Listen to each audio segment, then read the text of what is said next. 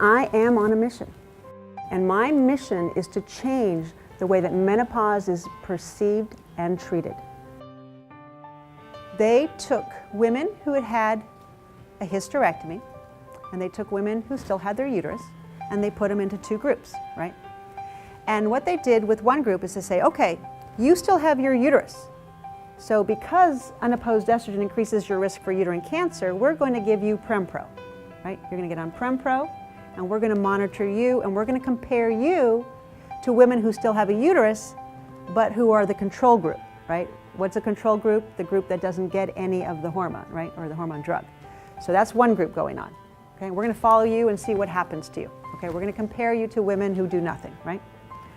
Then they took women who had had a hysterectomy, and they said, oh, you don't have a uterus. You can't get uterine cancer.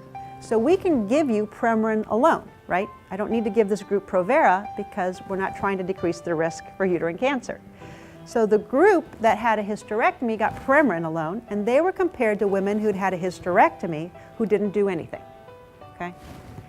In 2002, the study that was stopped was the Prempro group, okay?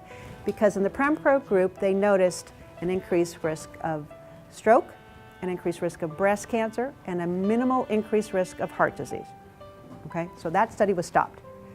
What did everybody in this room hear? Hormones will kill you, right? Hormones cause breast cancer, okay? All right, Prempro, sure, okay? What about the Premarin group? Why wasn't that stopped at the same time? Why did they continue that study? Because it did not show the increased risk of breast cancer. It did not show the increased risk of stroke or heart disease that we had seen in the Prempro group, okay? Now, that doesn't mean that I want you to do oral Premarin, by the way, but we'll talk more about that. So what's happening then is that a lot of women are now afraid to take hormones, right? Because we've lumped everything together.